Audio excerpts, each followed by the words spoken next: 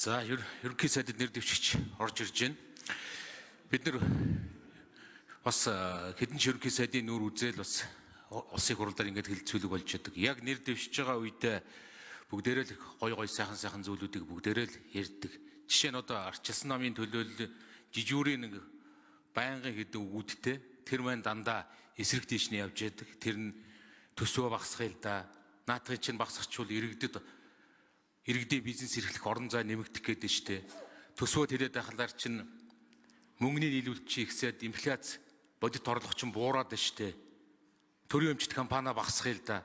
Тэгэхгүй болохоор авилга чи ихсээд байна штэ. Гэтэл бид нар одоо баахан зүйл ярьдаг. Яг үнэндээ яг эсэргээрээ л хийгддэг. Тэгэхээр би баг одоо энэ удаад бүр энийг эсэргээр нь хэлмээр санагдаж байна. Үгүй тэр төрийн өмчт компани баг бүгдийг нь төрдөө аваад улсын төсвөө улам томруулад одоо өөр хийх ёстой зүйлүүд юу байна? Зөвшөөрөл лицензүүдийг одоо бүгдийг нь асар их болгоод авилгалын үн төсвөрийн одоо хурдан бий болгоод ер нь альва юм тэгээд нэг юм очих зэгтэй хурдан очивол дахиад эндээс нэг өөдлөг дэвшдэг. Ёроолосоо дэше өндих байлгүй дээ.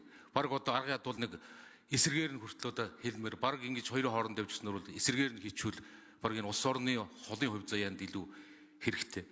Зөвхөн энэ засаг захиргаа гэхэд явсаар бид нар бүгдээрээ гой сайхан зүйл ярьдаг. Явсаар байгаад эцэст нь Улаанбаатар төвтөө Улаанбаатараас бүгдийг шийддэг. Энэ эрх мэдлийн төвлөрлийг дагаад автомашины төвлөрөл, хүний төвлөрөл, түгжрэл, утаа бүх нийгмийн асуудлууд нь хоримтлогдчихсон. Гэтэл бид нар ярих бүхэндээ яг эсэргээр нь гоё л ярьдаг. Тэгэхээр энийг яг энийн дээр одоо бид нар нөхцөл байдлаа хэдүүлээ одоо яаж үнэлэх юм бэ? Яг бодиттой яаж алхам хийх юм бэ? Гэдэг л ийм зүйл байна.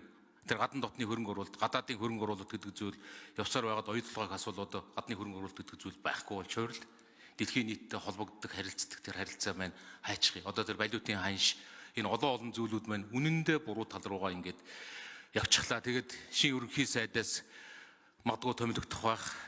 Шин ерөнхий сайдаас эдгээр дээр та нэг чин сэтгэлийн чин яг бодит магадгүй бид нар дараагийн төсөв өргөн барихаас эхлээд л энэ бүгдийг маргааш нөгөөдөрхнөөс эхлээд бодит нөхцөл байдал харагдаж эхэлнэ. Энийн дээр та нэг яг биелж болох бодиттой зүйлээсээ ганц нэгийг бас хэлээч. Одоо үнэндээ бол гिचнээн гой сайхан зүйл бид нар талд ярьдаг. Яг эсэргээр нь яваал энэ хүрсэн. Саяны зүйлүүд одоо бүгдээр энэ дотор нэгч зүйл татвар нэмэхгүй л гэдэг. Татвар яг иргэд дээр очих татвар тас эсэргээрээ нэмэгдэж л байдаг. Тэгэхээр энэ бүх нөхцөл байдлууд дээр та яг хийж чадах зүйлээс энэ олон зүйлүүдийг бүгдийг хийнэ гэж одоо худлаа. Тэгэхээр энэ дотор чадах зүйл юу байна? Ач холбогдлын эрэм. За зандаж тэр дарга хариулт өгье. За улс төрийн гадаад дотоод орчин нөхцөл хүнд байгааг хүн болгон сайн мэдж байгаа. За бид нар зөвхөн яриа зогсохгүй үндсэн хуулийн нэмэлт өөрчлөлтөөс ахуулаад зөндөө асуудлыг хамтраад шийдэж авч байгааг манай зөвхөн гишүүн бид сайн мэдж байгаа. Гэхдээ би нэг л зарчмыг баримтлана гэдгийг онцлжлан байна. Үнэн л байхыг эрхэмлэн. Би үнэн л байхыг боддог. Бага маань ч тэр алдаа маань ч гэсэн тэр ил тод хотлоор мөнгөөр хавлах бучилж хотлоо ярихыг хүсэхгүй. Ийм учраас би маш тодорхой нэг зүйл хэлж байгаа нь бол ойрын хугацаанд амжуулаад эх 7 хоногт багтвал тоонууд хэцүү байна. Төсвийн тодголыг өргөн барина. Хэмнэлтийн тодгол хийн. Эндээс төрийн оролцоо төсвийн хэмнэлтийн бодлого маань тодорхой харагдана. Татварын бодлогыг ил тод шудраг эрсдэлдөөнтэй тэг шудраг байх зарчимд нийлжүүлж өөрчлөнө.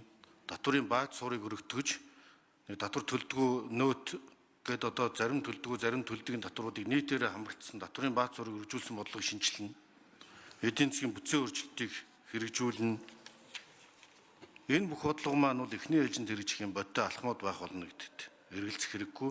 Харин чиний баталгаан таныг би бас эдийн засгийн бодлогын зөвлөлд арчилсан намын бүлгийн дарга, ардын намын бүлгийн дарга энэ намуудын төлөөлөл ороод ерхий сайдын дэргэд төр хувийн хөвшиллийн одоо яриа хэлцээг өрнүүлдэг намуудын төлөөлөлтөд ийм зөвлөл байгуулахыг эрхэмлж байна. Тэр дотроо эдийн засгийн эрхчлөөг нэмэгдүүлэхийн тулд зөвшөөрлийн тоог цөөлөн зөвшөөрлийн тухай хууль батлагдсан байгаа. Бидний үед батлагдсан тааж оролцсон.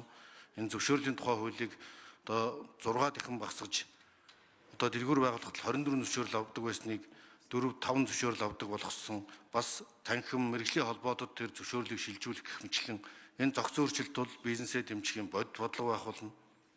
Ийм учраас энэ бүх ажлуудыг ингэж тооч нуршаад айлгүй ажил хэрэг болгохын тулд бас манай тогтгорол даргач гэсэн өөрөө энд оролцоод бас энэ бизнесийн дарамт эдийн засгийн эрх чөлөө бодлогын талаар ярьдаг хүн байна, санал бодлоо нэмэлээд ажиллаарай гэж хүсэж байна.